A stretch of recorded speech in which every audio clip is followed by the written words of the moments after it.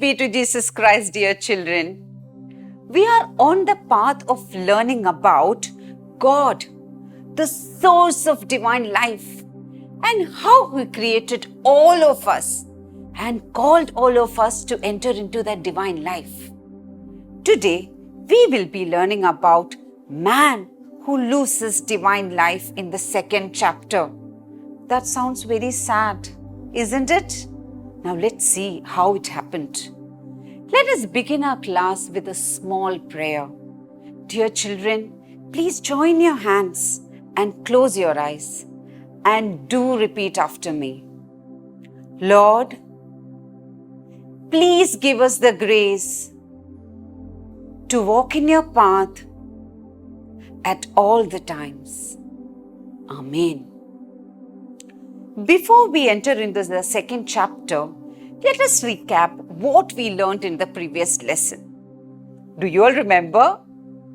In the previous lesson, we learned about the following. First one, God created the heaven and earth and all the creatures in it. Do you all remember what all we discussed in the last class? Great, good children. Second, we learned that God created the first parents, Adam and Eve, and gave them the Garden of Eden. And they lived happily over there with the Creator, our God. Third, God created each one of us. Fourth, we learned about the greatest happiness, that is to live with the God, to walk with Him every day, to talk to Him every day through prayers, share with Him all the happiness during the day, and to give God all the respect and make Him our closest friend. Wouldn't that be wonderful, dear children? Yes, I can see that smile on your face. Very good. Now, children, let us start our lesson about how man loses his divine life. Now, dear children, in this chapter, we will learn about why we must obey God at all times of your life. When we say that we love God, it means that we must obey God. We obey all His commandments, and we must obey and live with Him by sharing everything that is happening in our daily life with God. Many of you know what is the meaning of obedience. Yes, I can see you giving me the meaning of obedience. Very good. That means we have to obey, listening to what God tells us to do and also tells us not to do. Like we all obey our parents, elders, don't we? When we mean that we obey our parents, what do we mean? We mean that we do what they say, isn't it? When our parents tell us not to do something, then we don't do it. That's called obeying. Do you all obey your parents, dear children? Yeah, I know you all are very good children. For example, when our parents say to finish all the homework on time, we obey, right? We finish all our homework properly so that we can show it to our teacher in school. Or when our parents say, don't play with fire, we don't do it, right? Why?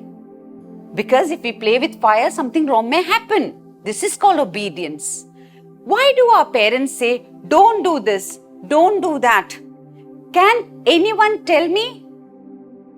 Yes, our parents say don't do something like playing with fire because they don't want us to get hurt. They don't want us to be in pain. They want us to be always in a safe place, out of danger. Why? Because they love us so much and they want us to be safe. In the same way, God tells us to do certain things and tell us do not do certain things. What are some of the things that God tells us to do? Think. Getting it? Yes. God tells us to obey our parents, our elders, teachers. God tells us to pray to Him every day, like talking to Him every day in our life through our prayers. He wants us to share everything of our life with Him. God tells us to help the poor people or anybody who need our help. Maybe your friends, your siblings, your parents. Yes, He wants us to help those people who are in need. And now, my dear children, can you tell me what has God told us not to do? Yeah, you have to think about all those things. God tells us never say lie. We don't benefit anything by telling lies. So, my dear children, we should never lie. God tells us never harm anybody. We should not get into any kind of fight with our friends. We should not harm any animal or birds or plants. Why is God telling us all these things? Why, my dear children? Because He does not want us to get hurt or hurt anybody. He does not want us to become a bad children. When we obey God, He will be very happy, and we also become very good friends with God. Wouldn't that be a wonderful thing? To live happily with God, being His best friend? Yes, I will tell you a small story now. This is the story of a chick that did not listen to its mother hen and went far away, got lost. And he was almost going to be swooped away by an eagle. Mother hen reached just in time to save the chick. Now, what is the moral of the story? It is to listen to your parents. They tell you not to do something just to protect you, just to keep you safe. Did you know what happened to Adam and Eve in the Garden of Eden? They were living very happily with God. Yes or no? Yes, we learned this in the first chapter. But dear children, one day, something terrible happened. Adam and Eve were walking in the garden very happily. That lovely garden where they had made friends with so many animals and birds. And every evening they used to walk with God and shared everything with the God. Imagine, children, such a beautiful time. But one day, Satan came to Eve and told her that he can be as powerful as God Himself. He was trying to fool her, you all know, and told her to eat the fruit from the tree of good and evil. God had told Adam and Eve clearly not to eat the fruit from that tree. But Satan wanted to take Adam and Eve away from God. So he told Eve that if you eat that fruit, you will become as powerful as God Himself. First, Eve was not convinced. But then slowly she thought, it's okay to eat that fruit from that tree of good and evil. She took a bite. The fruit tasted good. And then she told Adam, come, have a bite of this fruit. It is so juicy. And suddenly they felt so bad that they had disobeyed the God. They were so ashamed of themselves. They were so afraid. They hid themselves behind some bushes. See, children, what happens when we commit sin by disobeying? We feel sad and we feel ashamed. That feels very sad, right? All right, now it's time to learn a Bible verse. In the book of Psalms, chapter 119, verse 1, we read, Blessed are they whose ways are blameless and who walk in the law of the Lord. Children, please repeat after me. We shall learn this Bible verse. Blessed are those whose ways are blameless and who walk in the law of the Lord. Very good. Did you learn this Bible verse? Okay, try to repeat this word during your evening prayer. Okay, children?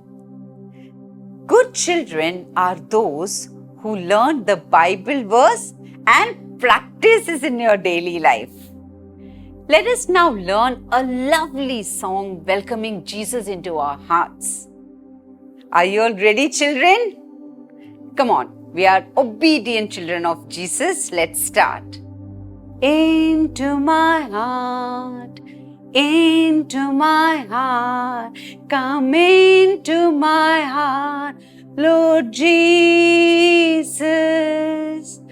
Come in today, come in to stay, come into my heart, Lord Jesus. Come on, all of you, repeat after me. Isn't that a beautiful song? Inviting Jesus into our hearts. Come on, let us all sing. Into my heart,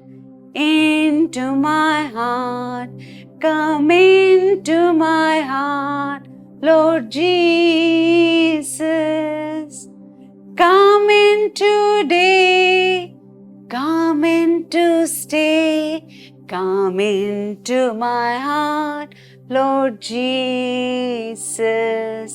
Did you all enjoy the song, dear children? Yes?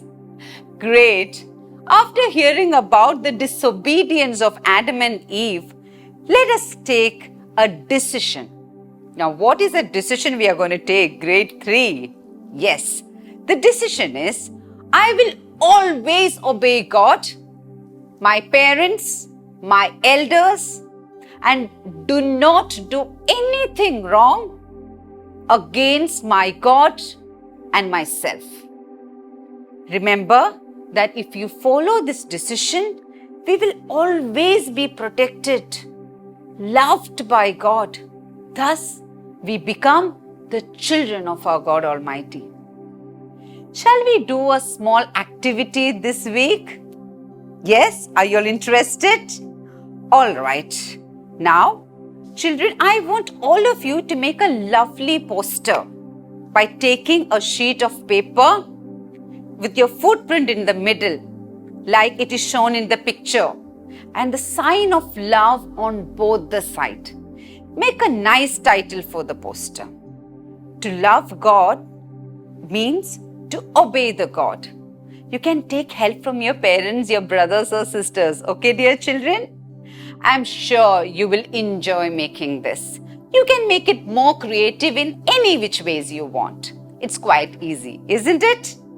Make this poster, take a picture and share it with your catechism teacher before the next class.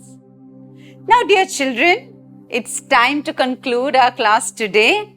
Let us say a short prayer to our God. I want all of you to join your hands, close your eyes, take a deep breath and repeat this prayer after me.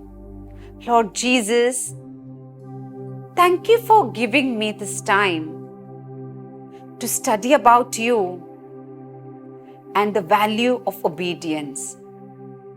Help me to be obedient to you, my parents, and all the elders.